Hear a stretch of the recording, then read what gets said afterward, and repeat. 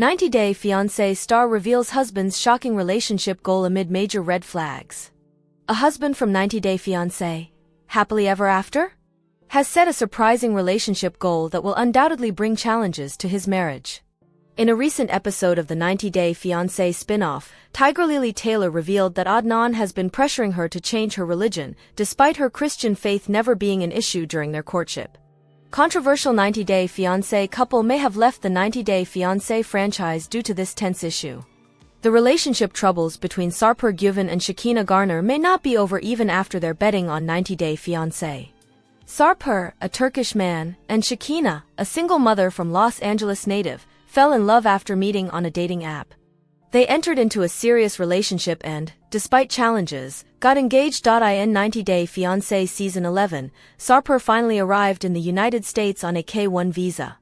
However, he was shocked to see Shekinah's living situation and felt trapped in her home, which had many rules. He had concerns about their future but decided to proceed with the wedding, hoping for improvements in the future. Sarper and Shekinah had an unconventional wedding. They exchanged vows in a bedding ceremony, where they tied the knot on a bed. Despite facing problems, their sexual compatibility allowed them to navigate difficulties and maintain a healthy relationship. However, after getting married, they encountered more issues. During 90-Day Fiancé Season 11 Tell-All, Sarper disclosed that their marriage was struggling to the point where he and his wife were sleeping in separate rooms. He also shared that Shekinah had asked him to leave their house, which led him to consider returning to his home country, Turkey. Are Shekinah and Sarper still fighting? Did Sarper and Shekinah attend therapy? Sarper and Shekinah's segment concluded on a chaotic note in 90-Day Fiancé Season 11 Tell-All. As such, viewers were eager to learn whether they had reconciled or were still facing the same issues. Recently, Swoon interviewed the couple and inquired about their current relationship status. Sarper stated that things had improved since Tell-All. He added, "We are still having arguments, but right now, we recover a lot more quickly." Shekinah also chimed in and revealed that they had been to therapy. She explained, "We've had a few sessions. We need more, for sure, but at least we started." Sarper wants to live in Turkey. Shekinah wishes to move to Miami. Sarper expressed his desire to return to Turkey someday, as it isn't only his home country but also where he feels most comfortable. During the interview, he discussed his future and revealed the main reason he wanted to go back. He said, "She wants to live in Miami. I'm not so close to that idea because of the weather. So humid." While Sarper didn't explicitly state that he wouldn't stay with Shekinah in Miami, he did mention that their marriage would be perfect if they moved to Turkey. While Sarper and Shekinah's relationship has improved, they still can't see eye to eye on their preferred place to reside. Why Sarper and Shekinah won't say no to filming? Sarper and Shekinah aren't leaving the franchise. Sarper and Shekinah's on-again, off-again relationship led many viewers to question whether they could mend their differences and move forward. Some even wondered if they would continue to appear on TV if their relationship issues persisted. Sarper and Shekinah have openly discussed their future with the 90-Day Fiancé franchise. Sarper said, "If they want to document us, we cannot say no to them," expressing his interest in appearing in more seasons. Shekinah mentioned that many 90-Day Fiancé fans want to watch their relationship journey, and she feels obligated to keep them informed about what will happen next. 90-Day Fiancé Happily Ever After showed Jasmine's upset reaction to Gino's new girlfriend, and I have trouble sympathizing with her warning. The following contains spoilers for the 90-Day Fiancé Happily Ever After? Episode Houston, we have a problem. Stream it with a Max subscription and read at your own risk. 90-Day Fiancé Happily Ever After? Had me confused in the premiere about the state of Gino Palazzolo and Jasmine Pineda's relationship, but the following episode made things a bit clearer. Jasmine may think the open marriage is still a thing, but her husband is having second thoughts. Gino has been progressively less submissive to his wife and has even been so bold as to call her out on social media. It seems that confidence had led to him finding his own partner in the relationship, and it's hard to feel bad for Jasmine knowing what we know went down after she found out about it. Jasmine was mad Gino broke the rules of the open relationship. Thanks to Gino's family member, Jasmine found out that her husband was in Las Vegas and on a date with another woman named Natalie. Jasmine was furious to find out about this, saying that he violated the process in which the open marriage works. For this to be allowed, Gino would have to ask Jasmine's permission, arrange a meeting, and then she would have the final say on if it continued. Gino didn't do any of that, go figure. In fact, he even hinted on 90 Day Fiancé, Happily Ever After, that he was considering divorce. I can't fully sympathize with Jasmine knowing where this ultimately ends up. I don't necessarily enjoy seeing 90 Day Fiancé cast members upset, but it's hard to sympathize with Jasmine knowing this ultimately ends with her finding out she was pregnant. If she truly believed that she and Gino were destined to reconcile after she was done hooking up with Matt Branisterianu, then I guess she would be shocked that her husband found another woman to date. I think just about everyone else saw this happening, though. Gino was essentially forced into agreeing to an open marriage on 90 Day, the last resort, mainly because Jasmine said she'd leave him if he didn't. This wasn't a mutual decision by both parties to go about this, so it's hardly surprising to me that it is going poorly, Jasmine said during the Last Resort tell-all, which was filmed after this season of Happily Ever After. That she doesn't want to seem like the victim in this situation, but it's hard to believe that when she's complaining about Gino not honoring the rules of the open marriage. It hardly seems fair to throw a fit about Gino honoring the rules of the marriage when she's about to find out she broke the biggest rule with a pregnancy. Max plans start from $9.99 a month.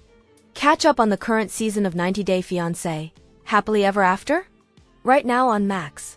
Pay $9.99 a month for its with ads plan, and with 3 tiers available, there's flexibility in how to pay.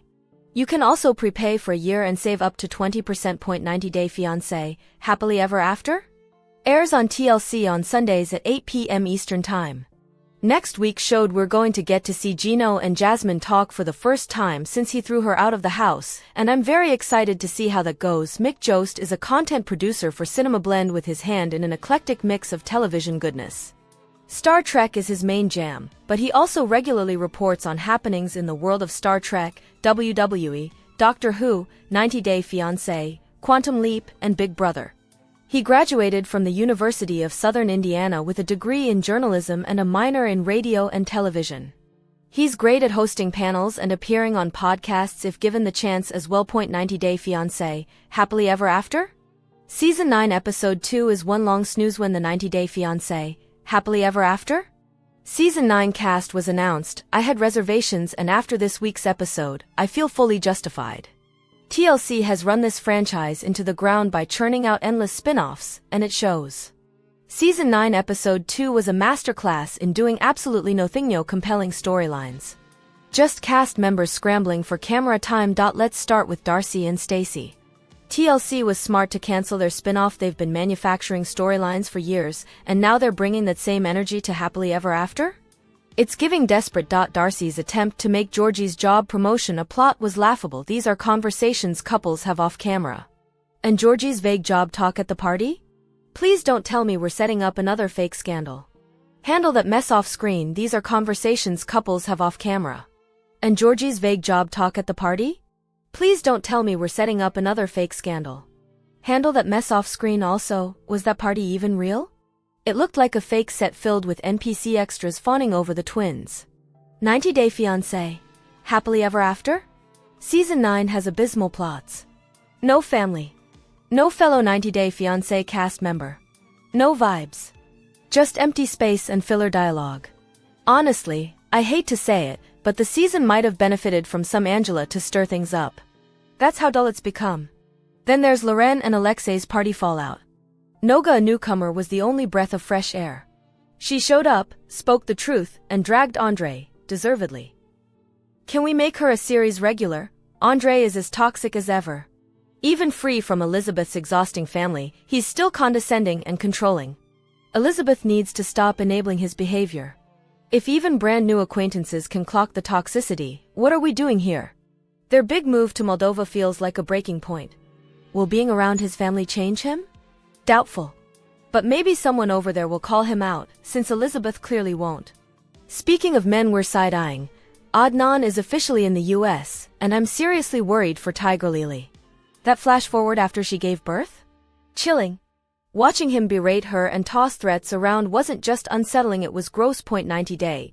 Gino is hit with an ultimatum from his new love interest after she refuses to be part of his open marriage to Jasmine. Natalie was not interested in being part of the open marriage, and feared she was being used as a pawn, while Jasmine was devastated to learn Gino was seeing other people and said loving him. is the worst thing that ever happened to me on the July 13th episode of 90 Day Fiancé, Happily Ever After.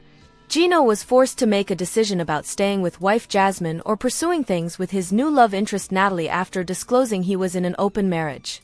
Natalie refused to be part of the open marriage and feared she was being used as a pawn against Jasmine. Meanwhile, Jasmine was heartbroken to learn Gino was seeing other women as she admitted, "Loving Gino is the worst thing that ever happened to me." Gino's new love interest Natalie wants no part of his open marriage, and has insisted he pick between her or Jasmine. On the July 13th episode of 90 Day Fiancé, Happily Ever After, Gino opened up to Natalie about the truth of his marriage status to Jasmine, who had no idea he had traveled to Las Vegas to explore his side of the open marriage. However, Natalie was not interested in being part of the open marriage, and feared she was being used as a pawn against Jasmine. "I don't want to be part of something or be a third party to anything," she said in a confessional. "This is a lot more complicated than what I was really hoping for." So before the end of Gino's trip to visit her in Las Vegas, Natalie gave him an ultimatum: "I need Jasmine to know that you moved on, and that there's just no way she's coming back, if that's unclear to her right now." Earlier in the episode, Gino said he was surprised by the connection he had with Natalie. "I didn't know that sparks were going to fly so fast," he said in a confessional. But at the time, Gino still had not told Natalie about the open marriage, and was worried about her response. Initially, Gino admitted that things between him and Jasmine were rocky, noting that they hadn't had sex since shortly after they got married. "I have to have a connection with someone to be intimate with them," he explained. Natalie sympathized, telling Gino she had an instant attraction to him when they first met at the airport. Gino then invited Natalie back to his hotel, where they shared champagne and sensually licked their bottles. In a confessional, Gino admitted he was not thinking about Jasmine at the moment, and was in heaven while spending time with Natalie. "I have not even had a woman this close to me in so long," he explained. "I can smell her perfume, it's driving me crazy. I want to jump her bones." Despite sharing another sensual kiss, Natalie did not end up spending the night at Gino's hotel, though Gino admittedly was ready to take it to the next level with her. But Gino knew he would soon have to be honest about his situation with Jasmine, who opened up to an in-law back at home. "I'm in a very, dark place where I really miss Gino," Jasmine said during a shopping trip with Michelle, the wife of Gino's cousin Donna. She then admitted the open marriage idea was a bad idea after all. But things in Gino and Jasmine's marriage were worse than Michelle knew. Jasmine revealed that Gino had blocked her everywhere except for email, and claimed he ignored the infinite amount of emails she sent to him since then. That's when Michelle dropped a bombshell on Jasmine. "He met somebody online," she admitted. "I don't really know too much details, but he traveled to Las Vegas to meet her. She looks kind of exactly like you." Jasmine was admittedly shocked to hear the news, and suggested Gino had broken the rules of the open marriage. Speaking with Michelle, Jasmine said, "Loving Gino is the worst thing that ever happened to me." She then tearfully admitted, "I feel stupid, missing him and being so concerned about him. But he doesn't give a SME and he's just living his best life." In a confessional, Jasmine said she had hoped she and Gino could fix their relationship. "But I'm worried he already moved on," she continued, "and that scares me." Back in Las Vegas, while on another date, Natalie told Gino she was feeling a little nervous and wanted to get the full picture about where he stood in his marriage with Jasmine. Finally, Gino told her the truth. "I agreed to an open marriage," he said, leaving Natalie stunned, but Gino insisted Jasmine was the one who wanted the open marriage due to the lack of intimacy in their relationship. Still, Natalie was confused. "I'm still trying to figure out how I fit in this whole scenario," Natalie explained. "Am I kind of, part of this open relationship? Are you still in this open marriage with Jasmine?" "Technically, yes," Gino admitted, leaving Natalie upset. In a confessional, she said Gino never mentioned that he was in an open marriage, despite talking to her for months. An open marriage is very different than just telling me your wife moved out or you kicked your wife out, she said, adding, "He should have told me from the beginning." Speaking with Gino, Natalie asked, "You didn't think that maybe I should just get a divorce?" She then told Gino she needed to step away in order to absorb and digest the news, and was relatively quiet during their drive back to Gino's hotel, despite his attempts to spark conversation. Back at the hotel, while packing for Gino's flight, Natalie revealed that her perspective on their relationship had changed. So when asked if she was still interested in seeing Gino again, Natalie told him to make a decision about his marriage with Jasmine. That's important to me, she explained, because I don't want to be hidden, and I don't want to be part of your open marriage. Gino silently nodded. But when asked if he had brought up divorce with Jasmine, Gino admitted he hadn't pursued that yet. I think you need to decide if this is headed for divorce, Natalie replied. If you want to see me again, I just need you to get closure, and I need Jasmine to get closure. I think that's morally correct. She continued, it's very important that you don't give her an opening, or she doesn't feel she has an opening. And Gino agreed. Outside the hotel, Gino and Natalie shared a hug and kiss before they went their separate ways. But on his way to the airport, Gino still sounded conflicted. I really don't know what to do, Gino said. But I'm going back to Michigan and I can't hide from Jasmine forever, so I need to figure out if divorce is really something that I want to do. He added, but I know if I do go down that road, there is no coming back from it. Never miss a story. Sign up for People's free daily newsletter to stay up to date on the best of what People has to offer, from celebrity news to compelling human interest stories. 90-Day Fiancé, Happily Ever After. Are Gino Palazzolo and girlfriend Natalie still together? Gino Palazzolo and his 90-day fiancé, happily ever after? Season 9 girlfriend Natalie's future after the show has been revealed. Gino was divorced when he met Jasmine Pineda on a website for sugar babies. Jasmine and Gino met in person in 90-Day Fiancé, before the 90 Days Season 5 and got engaged in the finale. Jasmine and Gino's arguments mostly revolved around trust issues and money. Jasmine used to accuse Gino of cheating on her or not spending as much on her as he did on his exes. The frequent arguments caused Gino to lose his attraction to Jasmine.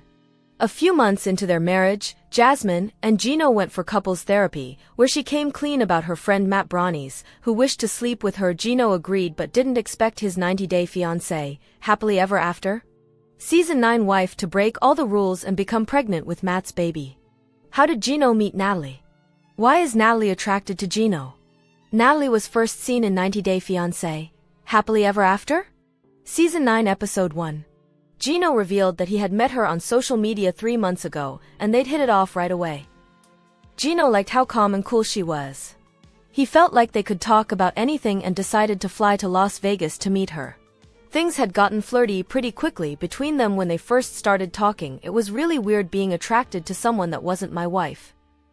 Natalie was more beautiful in person to Gino than he expected her to be. Natalie felt that Gino was adorable. She preferred bald men, and all her exes had been bald. Natalie had been divorced twice. She had not had the best of luck with men. She tends to pick the bad boys and ends up in toxic relationships. What attracted Natalie to Gino was his nerdy side. Natalie liked that Gino wasn't like the macho men she dated and seemed very safe. Gino felt Natalie was cool and not negative at all, like Jasmine. Gino had never expected the sparks to fly so fast. Natalie was shocked when Gino told her the last time he'd slept with Jasmine was before their wedding. Natalie even agreed to go to attractive and sexy Gino's hotel room with him. Gino was hiding a big secret from Natalie. Gino didn't tell Natalie about his open marriage. Gino felt guilty when he invited Natalie to his room. He was, after all, a married man. Gino had not been totally honest with Natalie. While he told her he had kicked Jasmine out, he'd left out the details, and Natalie had no idea that Gino was in an open marriage with Jasmine. He claimed that he didn't want to scare Natalie away with the information. I need to come clean at some point. Gino and Natalie almost spent the night together, and he still didn't tell her the truth. Gino only confessed to Natalie the next day after she asked him what happened between him and Jasmine. Gino told Natalie about Matt and had to explain that he was in an open marriage with Jasmine. Natalie was stunned by Gino's admission. She wished to figure out how she fit into the whole scenario. Natalie told the cameras that they had be